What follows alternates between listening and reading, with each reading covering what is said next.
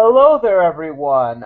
I need to find some excuse to procrastinate further from writing entry number 14, An Angel of Death. That is only half joking. That is part of the reason why I'm doing this, I think. Though it is actually coming along, and I might finally, I think for the first time since I've started doing them weekly, maybe the second, actually manage to get it done by the time that my schedule says I'm supposed to have it done. That is to say, by the end of tomorrow, because I only have like 7 scenes left, and I only think one of them will actually be all that long. But my friend Prudent Discourse, who is almost certainly the only one who will see this for quite some time, has given me a little something that he thinks is a worthy candidate for the stupidest things ever said list. And he told me what it was. It's supposed to be during like the last minute of this video, but I actually don't remember what he said, which is weird because he only said it like a little while ago, and I'm like, this is not me faking anything. It's just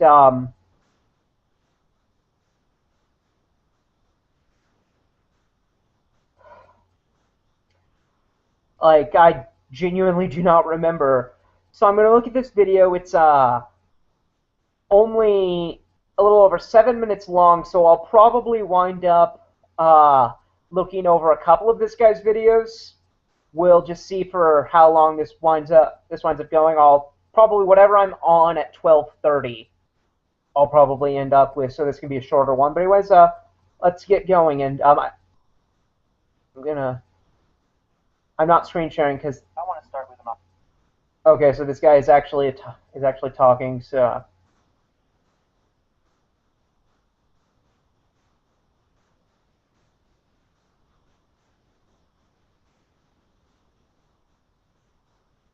I'm always paranoid about that not working, which is why I always click back once. Okay, so I wasn't sure if this guy was actually going to talk. Okay, let's go. Either mode. Now let's go. Is religion a mental disorder? No. I want to start with an obvious point. If there was just one Christian, we would all think that he's crazy. Yes, but there's not just one Christian. There's a load of them. And because there's a load of them, we have the fact that there's a load of them offers an alternate explanation other than mental illness for why one of them might believe these superficially ridiculous things. Not just crazy, but completely fucking insane. Yeah, yeah, but again, there's a load of them. You're talking, that's the reason it's not a mental illness, is because the fact that there's a load of them, the reason that certain beliefs are considered delusional in a mental illnessy kind of way is one of the criterion you have to meet is that you have to be pretty much alone in those beliefs. And the reason for that is that what psychologists are interested in is isolating beliefs that are actually caused by mental illness. And so they disqualify beliefs that are common in a person's culture because that culture is an alternate explanation for why they believe those things.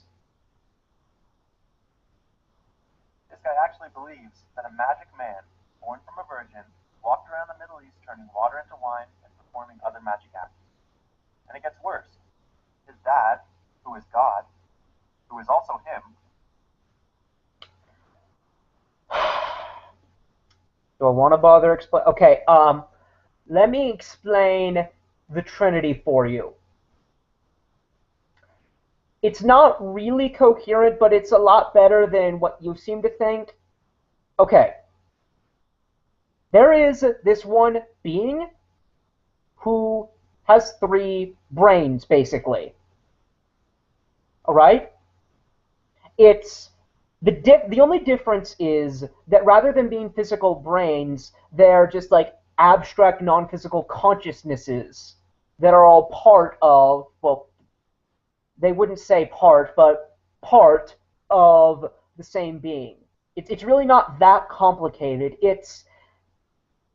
I've never quite grasped the metaphysics of it. I suspect that they don't make sense when you examine them very closely, but it's not quite what you just said. And if it fails, it's for somewhat more complicated reasons. Wrote a book that tells us what to do. And there's something about a talking snake in there. So this lone Christian is a complete nutcase. That much is obvious. I'm trying to think how obvious it would be. Because, I mean, this guy hasn't professed any hallucinations. He's, like, just because you have crazy beliefs. You know, I conceded this point earlier. I'm not sure, actually. Because just having crazy beliefs isn't enough to make you mentally ill.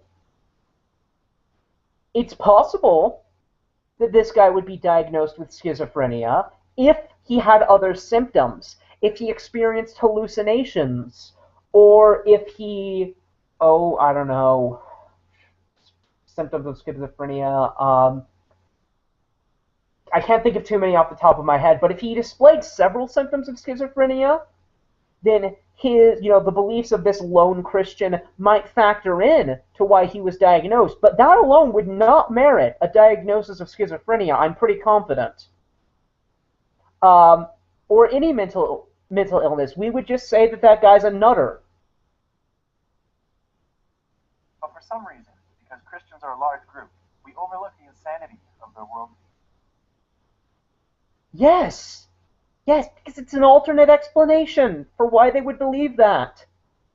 Culture influences people. Okay, do you think, if we took a baby, if we took a person, or let's take a Christian, just a random, Christian Joe type person, and went back in time and took them as a baby, and moved them into a world where there was no Christianity, and had them be, raised in an atheistic home, do you think that they would be Christians?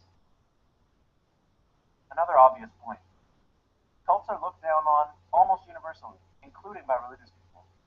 Cults are rightly recognized as being composed of deluded individuals, of crazy people.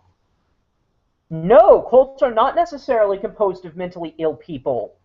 You clearly have no fucking idea about anything in all of reality. Usually being manipulated by a leader. That guy was not a cult leader, at least not as far as I know. Pat Robertson. Okay, where is Pat Robertson's fucking compound or commune? Like, who are the people who, worship him and think he's like the incarnation of a god? Or, something like that. You could argue that he's probably about to say Jesus, but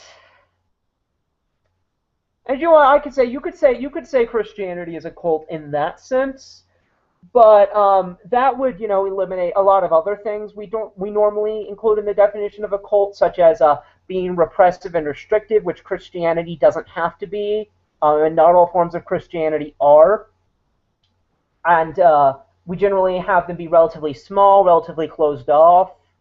It's not enough just to worship a real, tangible person, which you probably don't think Jesus was, because if there's one thing I know about people who think religion is a mental disorder, it's that they probably also subscribe to other stupid anti-theist bullshit. Ask you this. What is the difference between a cult and a religion? No, it's like I just said. Cults are generally defined by size. They're generally considered to be a lot smaller. They tend to be much more repressive and much more they tend to be more, for lack of a better word, at least that I can think of off the top of my head, they tend to be more xenophobic. They tend to be more closed to the outside. They like to shun people. a lot more than a lot of forms of Christianity do. That's the difference between a cult and a religion. Um, I would get, like, did you think maybe you could Google that just before you make it? Just like I was just able to name it there, but why don't you just in the future Google this kind of thing before you make a video about it? This is not a rhetorical question. I am looking for an answer here. The legal answer is size. When a cult reaches a big enough population, it is considered a religion. And this is also true in social terms. When a cult reaches a big enough size, it will have the respect accorded to religion. Not sure that that's the only aspect of it. Maybe that's the legal answer. I'm not sure that that's all that anthropologists tend to be saying. But, well. Until then, it's just a bunch of crazy people. Not people in a cult are not necessarily mentally ill. You can believe wacky things for reasons other than mental illness. Such as if there's strong emotional incentive to maintain those beliefs. Like, I mean, you clearly don't give cult leaders enough credit. They can sucker a person in to their belief system by emotionally manipulating them.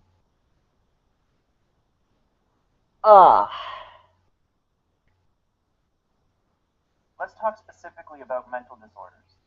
What are the characteristics of different mental disorders?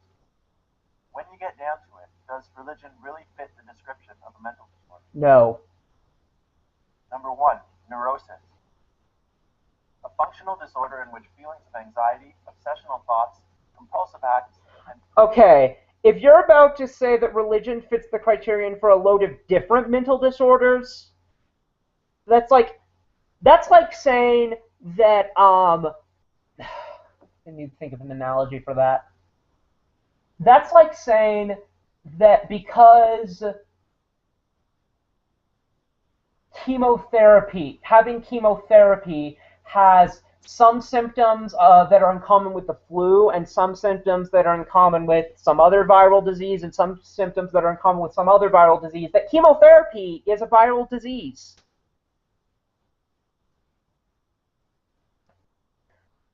Physical complaints without objective evidence of disease in various degrees and patterns dominate the personality. Besides the physical complaints, this sounds like a description of your typical Christian or Muslim.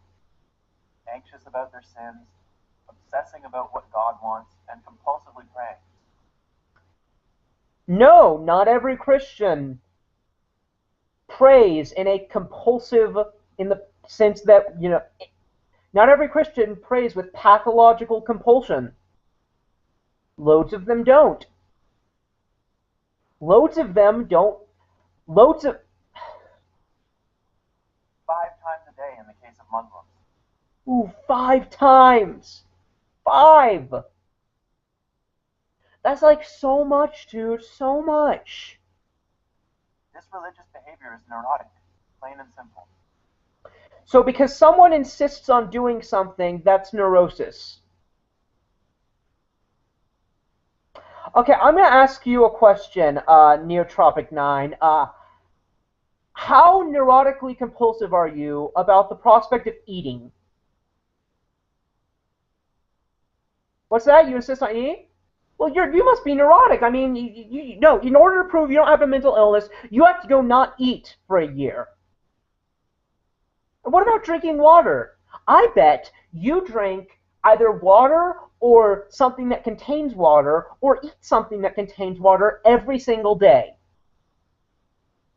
You fucking psycho. Fucking schizophrenic, aquatarded, water psychosis sufferer. Number 2, psychosis. A mental disorder characterized by symptoms such as delusions or hallucinations. Religious people, by and large, do not have hallucinations. They do not. They do not.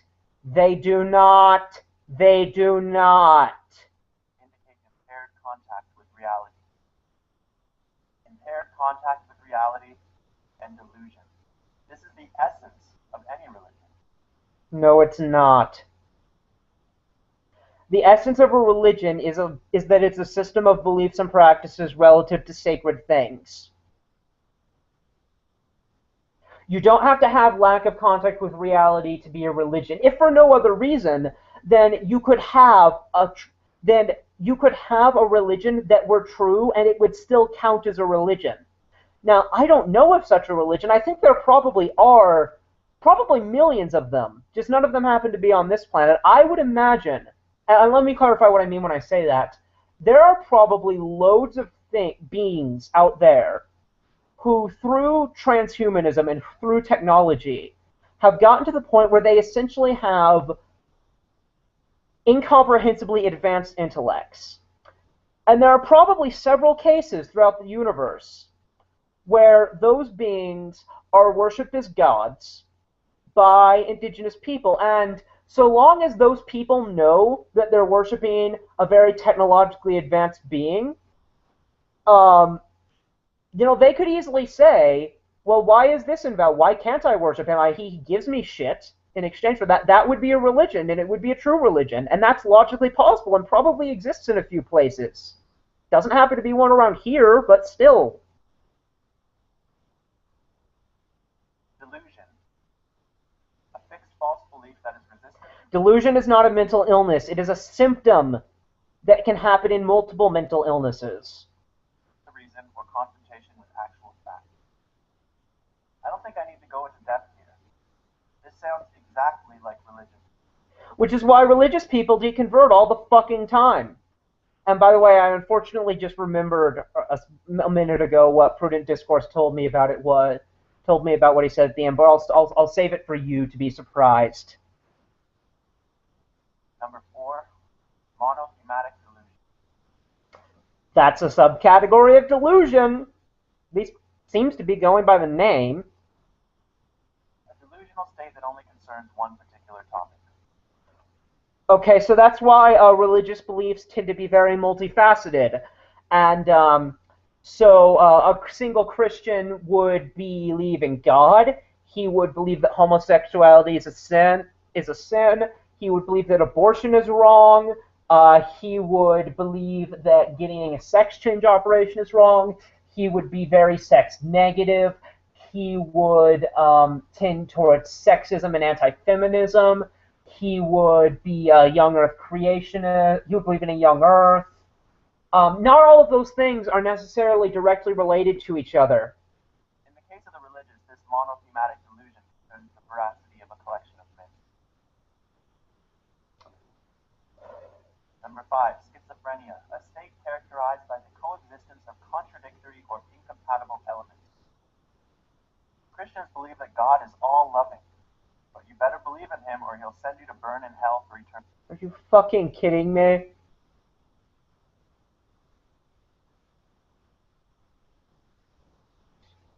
Excuse me. I know I'm sharing the internet right now, but I'm looking myself at the stupid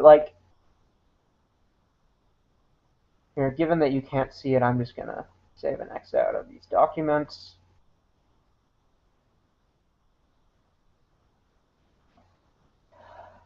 And I'm gonna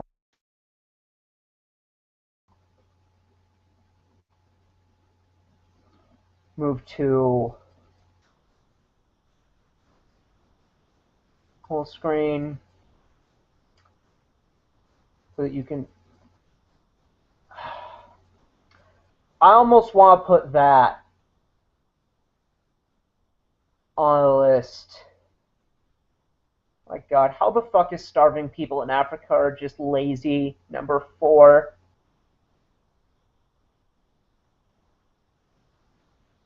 And how the fuck is the idea that trans people aren't oppressed? Number 8.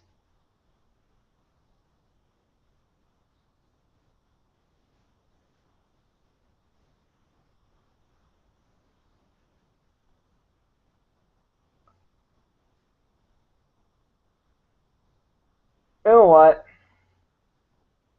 I'm actually going to cut Michael's share in a break. I think I put him too high. Did I?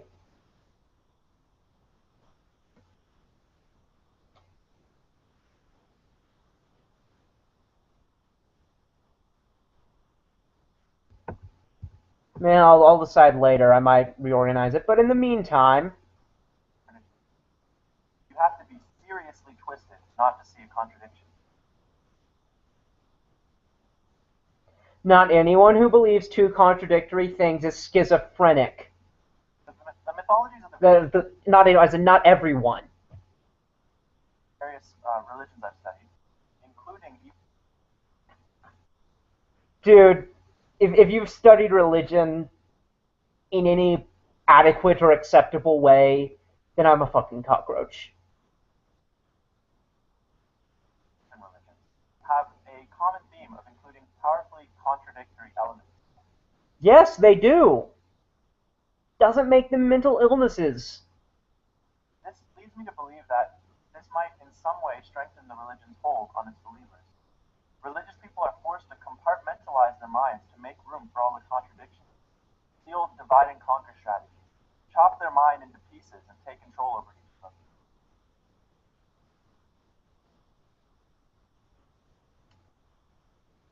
You actually think that that's how psychology works? Damn it. Stop that. Cognitive deficit. A cognitive deficit is an inclusive term to describe any characteristic that acts as a barrier to cognitive performance. Anyone who has tried reasoning with the religious knows why this applies to them. No. Because religious people can deconvert.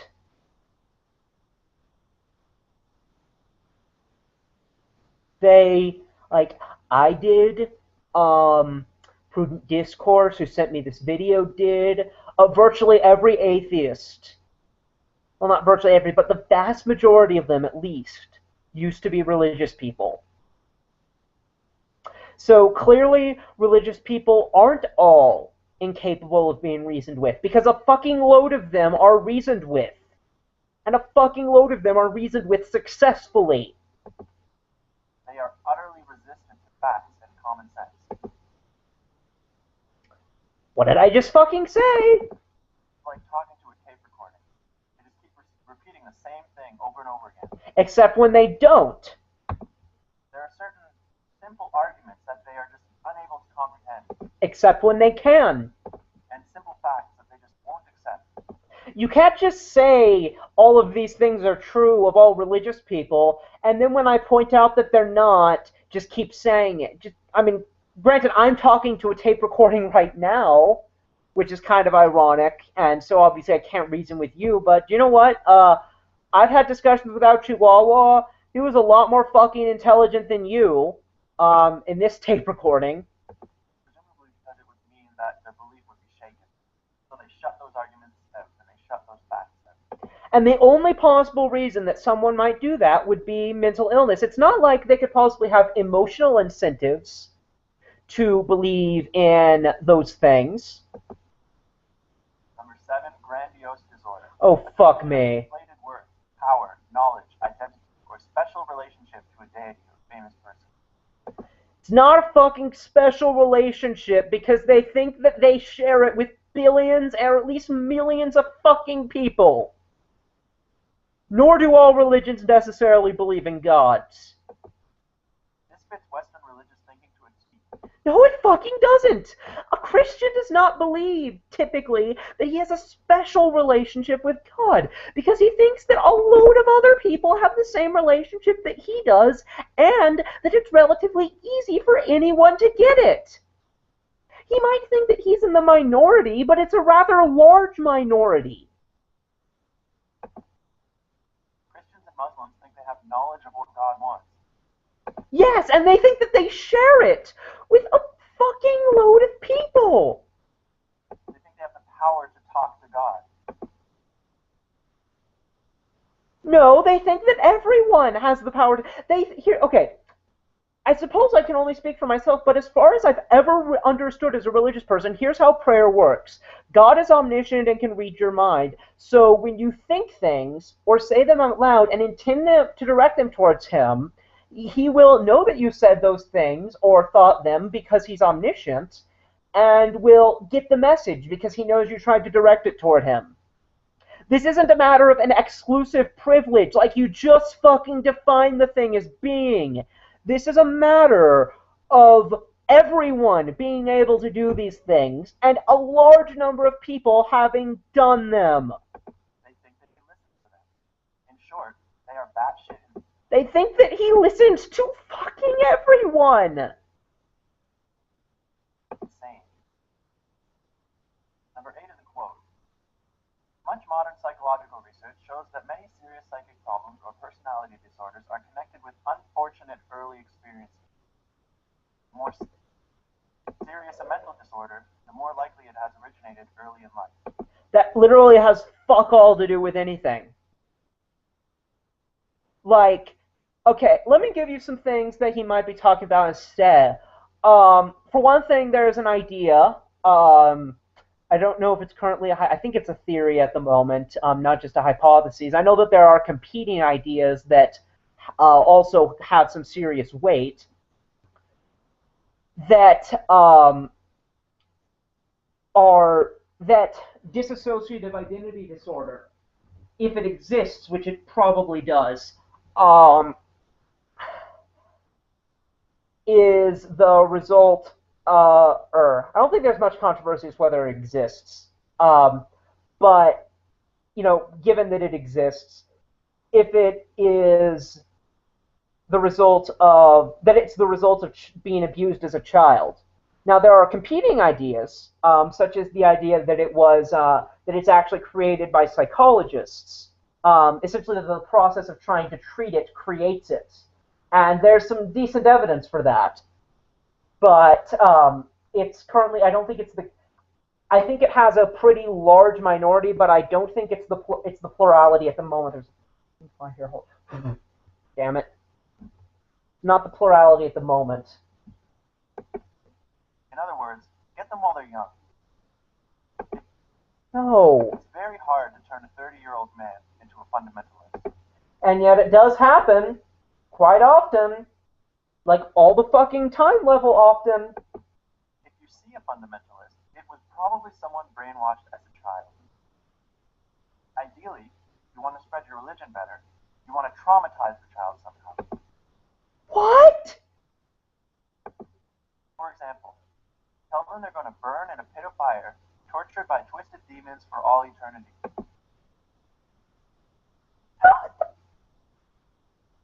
Okay, granted, some children do have traumatic experiences, but the overwhelming majority of children taught about hell fucking don't.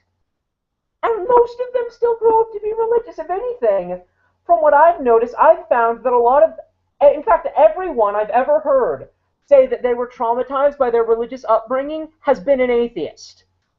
So that strategy, at least according to my experience, apparently works really fucking well. So that was a brief explanation for why religion should be viewed as a mental disorder. If you disagree with me, then you've got some explaining to do. You're going to have to explain why psychotic behavior is okay just because people call it religion. Because it's not being done for mental illnessy reasons. It's not being done because of something atypical with their brain. It's being done because of cultural influence. That's why it's okay. Or why it doesn't make them mentally ill. You're going to have to explain why neurotic behavior is okay just because lots of people are doing it. Because what that gives is an explanation for why they're doing it. You're going to have to explain why delusional thoughts are okay just because they come from a book that someone says is magical. Because a lot of people are doing it, and that explains why they might take it more seriously than they rationally should. If you agree with me, if you realize that religion is a mental disorder, then there's a tiny change that I want you to make.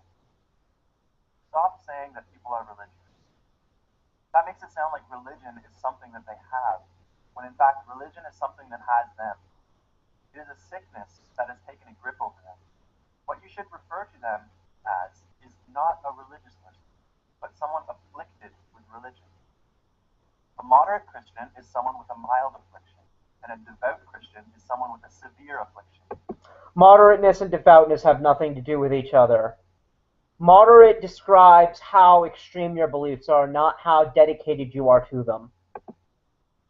When you talk about the rising presence of Islam in Europe, you shouldn't say that Islam is stepping up its presence, or that Islam is taking a foothold. You should say that Islam is infecting Europe. Which it's not. Like it's not on track to be a majority position. It's going to get a little bit more popular. I'm not advocating taking away religion. You are absolutely free to practice your own religion, just as you are absolutely free to be schizophrenic or delusional or neurotic. But I am opposed to willfully spreading your disease to others, especially children. That is an infraction of their rights. You know, actually, I'm not going to put him on the list. Because the way he worded that, Prudent, I actually think you misinterpreted him. The way he worded that just now, because what Prudent had told me was that he said that people could choose to be mentally ill. And I don't actually think that that's what Neotropic9 just meant just now, so I'm actually going to let that slide. Nonetheless, I am going to move on to number 2. Religion and mental disorder. The second part of the discussion on this topic. You are extremely quiet, and I worry if the people watching my video can hear you. In the first video, I argued that religion is a mental disorder by showing that a number of definitions of mental disorders. Those weren't definitions, or okay, those were definitions of separate mental disorders and/or symptoms that can be under multiple mental disorders. Apply perfectly well to religion. The more religious someone I thought you were just supposed to call them people afflicted with religion. is, the better they match the description. The less religious someone is, the more sane they are. Religious moderates have a mild affliction. Very religious people have a serious affliction. And suicide bombers have a terminal case. In this video, I'm going to talk more about the nature of this disorder that we call religion. In the comments section, I've included links to part 1 and some objections to part 1. In a future video, maybe part 3, I intend to address some of these objections. Looking forward to it.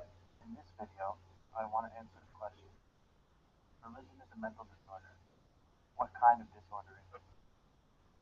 It's not caused by brain disease, nor is it a genetic defect. So what causes it? Religion is caused by the...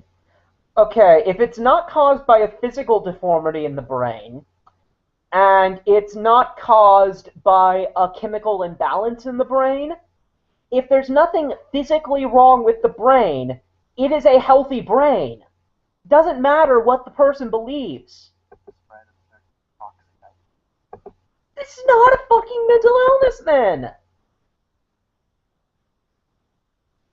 If there is nothing physically wrong with the brain, there is no mental illness. I believe the term parasitic belief complex is appropriate. Religion is a parasitic belief complex in the sense that a religion is comprised of a set of beliefs that work together to take over a host and spread from host to host. Religions have mechanisms designed to make sure that they survive the host, the religion, and mechanisms designed for making sure that the religion spreads to the host. So I need to take a step back now. Does it really make sense to talk about a religion as something spreading from host to host? Is religion just a bunch of ideas? And maybe my more controversial statement was about design. Religion is really designed to take over home. Well, I mean, it's religious ideas that, can't survive in a given environment fade away. Religious ideas that can do. It's a lot like biological evolution, really. Here I need to invoke the idea of a meme. A meme is a term used to designate a unit of cultural evolution. So, what is cultural evolution? Well, if you look at the core principles of evolution, you will notice that there are three requirements for evolution to take place. One, there must be things to reproduce. Two, those things have to mutate. And three, there must be some selection pressure. Any system that has these three properties will evolve. And notice that the realm of ideas has these three properties. Yeah. Ideas reproduce by spreading from human to human. Yes. These ideas change and mutate over time and as they're spread, and those ideas compete for idea space. Some ideas come together in packages, and we call these beam complexes. Yes, but they can also split apart, and they can also split apart. You can believe in some parts of Christianity and not in others. Religion is a beam complex. So evolution allows us to design in the absence of a designer. When we find an animal with some interesting feature, it makes sense to ask, what purpose does this feature serve? Why does the animal have this feature? In the same way, Okay, I'm going to scroll down because I want to look at pictures of bugs. we can ask, why does a religion have a certain feature? What purpose does this feature hold? Now, certainly there are cases where a feature is incidental and a purpose-driven explanation doesn't work, but where one is available, it makes sense to refer it. In the domain of ideas, what features have evolved? Well, many ideas can be by being catchy. A catchy tune will thrive through many generations. Many other ideas survive by being pejorative. And other ideas speak through means which are detrimental to the organism itself, which means that we would be right to call them parasitic. There are also ideas that compete through being emotionally appealing, and a lot of really successful ideas compete through being all of those things. And almost without exception, the various religions of the world have been designed by evolution to be parasitic on their believers, take control of their minds and behavior. One exception is Scientology. It is an exception because it was not designed by evolution, designed by L. Ron Hubbard, a single person. Scientology is a belief system that was carefully constructed by Hubbard to feature elements that led to the success of other religions. So, Scientology is a beautifully crafted collection of tried and true brainwashing mechanisms of other religions. Promise something of value to the believer. Tell believers they are flawed and they need your help. Offer them a simple solution. Make them engage in pointless rituals to reinforce their beliefs. Tell them that you have a book that can't be questioned. Include contradictory elements. Make belief without evidence a virtue. Throw in a little pinch of truth. Once adequately brainwashed and firmly in the grip of religion, people ignore evidence and reason. They tell us they hear voices in their heads. They don't. No, they don't. They engage in neurotic behavior.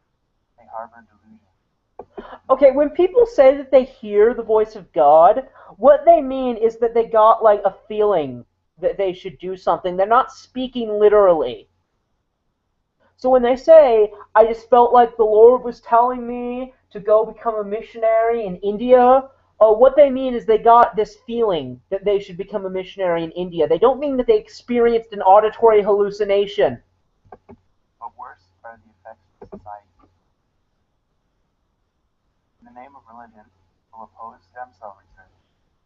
They oppose action to stop climate change. They oppose teaching of evolution. They also advocate for at least the latter two of those things. Do you know about, because like Catholics have this, Catholics tend to be very environmentalist, believe it or not, or at least relatively environmentalists, or at least Catholic thought has a very strong environmentalist strain in it. In the name of religion, people fight the use of contraceptives, even in AIDS-ridden Africa. These same people fight the right to abortion, fight the right to die under any circumstance. They oppose gay marriage. They do all of these things just because of their religion. There may be some good reasons for taking up the positions they have, and there may be not. But taking these positions up because your religion tells you to, is a crime against reason and logic. In this way, religion is a sickness that is taking a toll on our society. If you mean that metaphorically, then that's fine. It's still kind of wrong, because religion is too diverse and also can sort of do quite a bit of good. But I would be much more inclined to call conservatism the disease in our society. But that's a whole other issue. Religious belief is a hurdle in the way of social progress. It has always been so in the past, and it continues to be so today. It's not so much a hurdle as much as religious people are a swarm of ants, all kind of doing different things to affect progress. Some of them pushing it forward, some of them pushing it back. Some of them doing it because they're ants, some of that doing it just because they're either good people or assholes. But I'm getting off topic now. Back to Scientology. Anyone who looks at the parasitic nature of Scientology must be struck both by how easy it is to manipulate human minds and by how similar Scientology is to other mainstream religions, insofar as the tactics spread itself. Of course, anyone who is already infected by such a parasite will not see the similarities. A Christian might be able to see the similarities between Scientology and Islam, but they certainly won't see the similarities between Scientology and their own faith. Except the ones who do and deconvert because of that. Can't name one of those off the top of my head, but I bet I could find one. After all, they know their faith is correct, because the one true God told them so.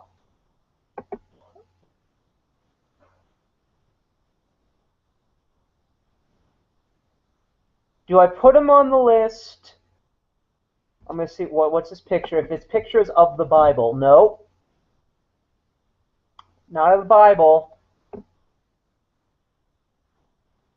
I'm very tempted to put that on the list. Because anyone who's had an extended conversation with any religious person who isn't a presuppositionalist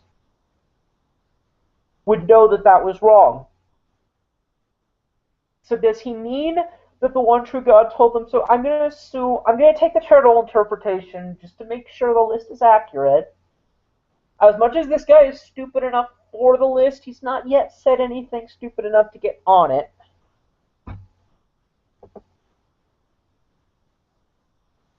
Part 3, religion is a mind disease. Religion a mental disorder? No. This is part 3 in a video discussion on the subject. In the first video, I argued that religion is a mental disorder by showing that many different definitions of mental disorders apply to religious people. In the second video, I talked more about the nature of this disorder and how it evolved. In this video, I respond to some of the objections that my view has received. It's going to be fun. In the comment section, I have placed links to the other 2 videos and links to some of the videos with objections.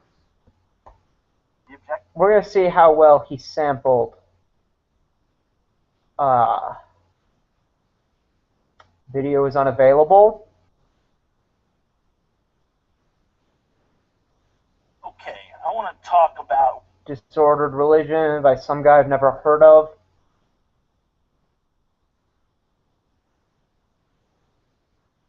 Video is unavailable. So, what an excellent sampling. of counter. I mean, I don't know. Maybe some of those unavailable videos were from Coughlin. If so, then that might be fair. Maybe like one of them is from Coughlin.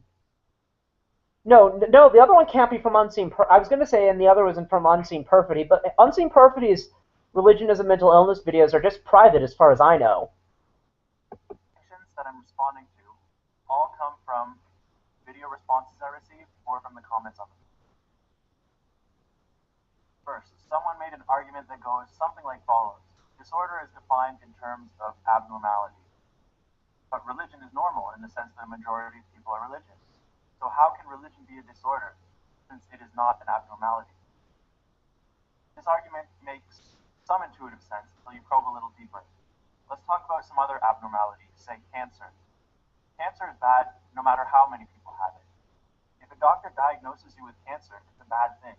It is a disease, regardless of whether 80, 90, or even 100% of people get cancer at some time in their lives. Likewise, even though religion is common, it is still a disease. Another criticism I received was that I didn't prove that religion was false. The Christian God might exist, and I admit that. I didn't prove religion was false in the video, but that wasn't my goal. And besides, I figure that horse has been beaten to death. Think of this as a delegation of work. There are enough videos here on YouTube that you can watch if you want arguments against the validity of religion. Or you could go and read some science books. It was objected that I didn't mention the positive aspects of religion. But I don't think I need to because that's not relevant to the point of the videos. Sometimes crazy people say schizophrenics do nice things. Sometimes they do nice things specifically because of their schizophrenia. Don't think that's common. People doing nice things because they're religious. And that doesn't mean that schizophrenia isn't a disorder, and the same goes for religion. It was objected that my view is too extreme. In my first video, I made it sound like religious people were mental train wrecks, delusional, psychotic, neurotic, helplessly debilitated subjects. How then is it possible that society continues to function when a majority of people are religious? This objection isn't really being charitable to my view. Of course society continues to function, and I recognize that. I also recognize that most religious people continue to function normally. On my view, this is because they have only a mild case of religion. Rarely does a case of religion get so severe that a person is rendered incapable of participating in society. But it is still a problem in small doses because it impedes thinking and social progress. And in large doses, it can be dangerous. The Westboro Baptist Church contains people who live, eat, work, and function in society. They're assholes, but they function in society. It was objected that my proposal was just a cleverly disguised ad hominem attack. That my comparison of religion to mental disorders is just a means to discredit religious people without having to address their arguments. And of course, the conclusion of this argument is that we should disregard my proposal. But this objection doesn't fly. Let's assume that religion really is a mental disorder of a certain type. I mean, surely this is at least possible. But if this were true, the same objection could be made. And since the same objection can be made when we know the conclusion of that objection to be false, we know the reasoning to be false. Now, surely there are some who would want to use this comparison to discredit arguments coming from religious people. And I don't endorse this strategy because that would be an ad hominem attack. But that is not what I'm doing here.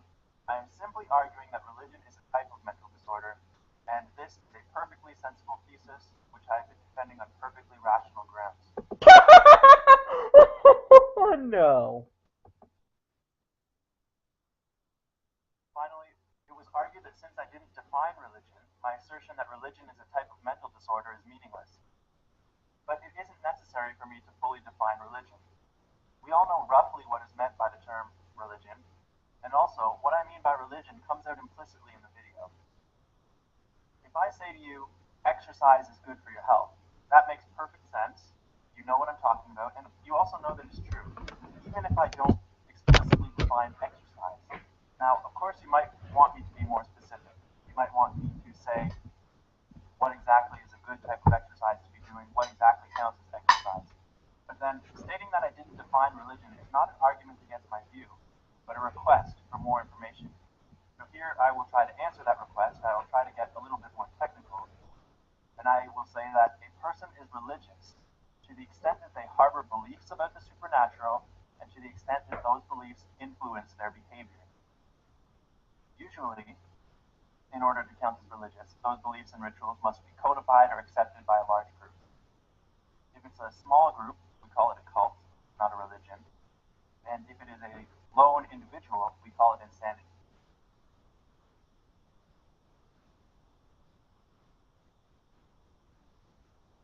No, if it's a lone individual, we call them a nutter. We don't diagnose them with a mental illness. Now, is Unitarian Universalism a religion? Not really. Masquerading as religion. I mean, what are their core beliefs? They don't have any. Even atheists can be Unitarian Universalists. And what are their core rituals? Basically, sitting together and getting along. From the Wikipedia entry on Unitarian Universalism, the extent to which the elements of any particular faith tradition are incorporated into one's personal spiritual practices is a matter of personal choice in keeping with Unitarian Universalism's creedless, non-dogmatic approach to spirituality and faith development. In other words, there are no beliefs or rituals included under the umbrella term Unitarian Universalism. They are no more religious than a book club or a table of poker players. And this leads me to another minor point. Someone argued that I was being very foolish by neglecting to consider the fact that religious texts are often used for means of self-expression or for metaphors. But so what? That isn't religion. I used the phrase God's eye view a few days ago. Does that mean that I believe in God? I might use the word heaven to describe my vacation. Does that commit me to a belief in the afterlife? There's nothing religious about using a religious text for poetic or expressive purposes. It's only religious when you start believing the claims in the book. I'm sorry I'm not saying anything, but this guy either didn't get any of the really good objections I brought up, or he's being dishonest and just kind of ignoring them. And acting on those beliefs. Okay, so now that I'm done cutting through the objections, like a knife through butter, I have a question. If my opponents are right, shouldn't they be able to come up with an argument, even just one argument, that doesn't fall to pieces under the slightest logical scrutiny? Well, one, not necessarily, because the burden of proof isn't on me to prove that religion isn't a mental illness. That is a positive claim. Secondly, because something can be both unprovable and true. And third, here's the thing. I don't know exactly what you mean by mental illness, but here's my argument that religion isn't a mental illness. Religion is, one, not always harmful to the individual, not invariably harmful to the individual. Two, does not necessarily come along with any chemical imbalance in the brain. Three, does not necessarily cause the person who is religious any distress. Four, is not always the result of physical brain damage. And five, is not always the result of traumatic experience. The fact that it can be none of those five things, and it can be none of the, it can be not, okay, it can be not from physical damage, not from a chemical imbalance, not from trauma, not harmful, and not distress causing, all at the same time, shows that it's not a mental illness. In order for religion to be a mental illness, absolutely any relatively persistently held false belief would have to be a mental illness. And that's absurd.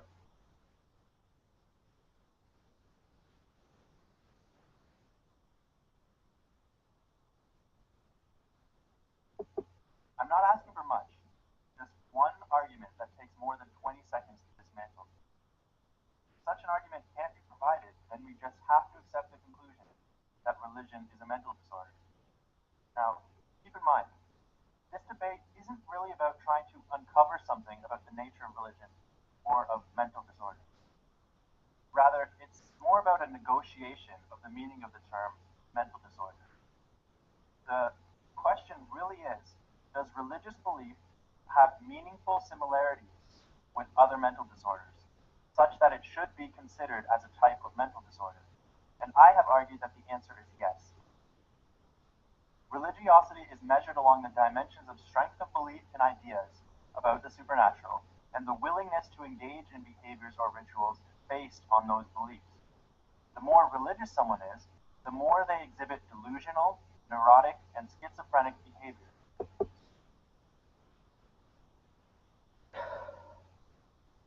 You don't understand the difference between neurosis and a habit or a practice. Like, am I neurotic because I brush my teeth twice a day?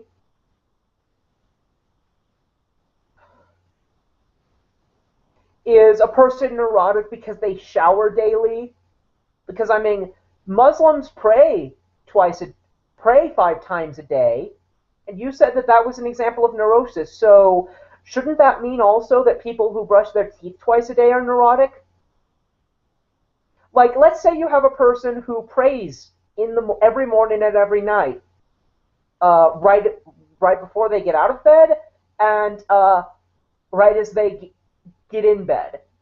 I don't see what possible argument you could make that is necessarily a neurotic behavior and that the brushing of teeth isn't. So we should identify religion as a special type of mental disorder. In short, religion is a disease of the mind.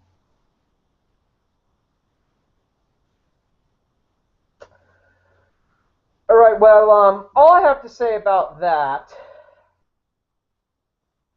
is that it was completely fucking unimpressive.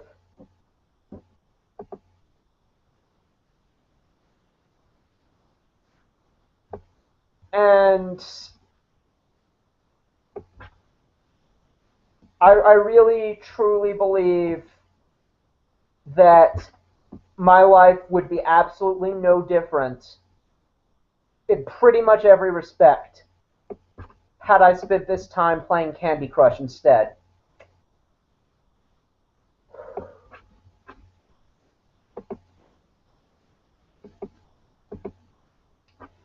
So, goodbye to all of you. He's not on the list because he's not stupid enough. See ya.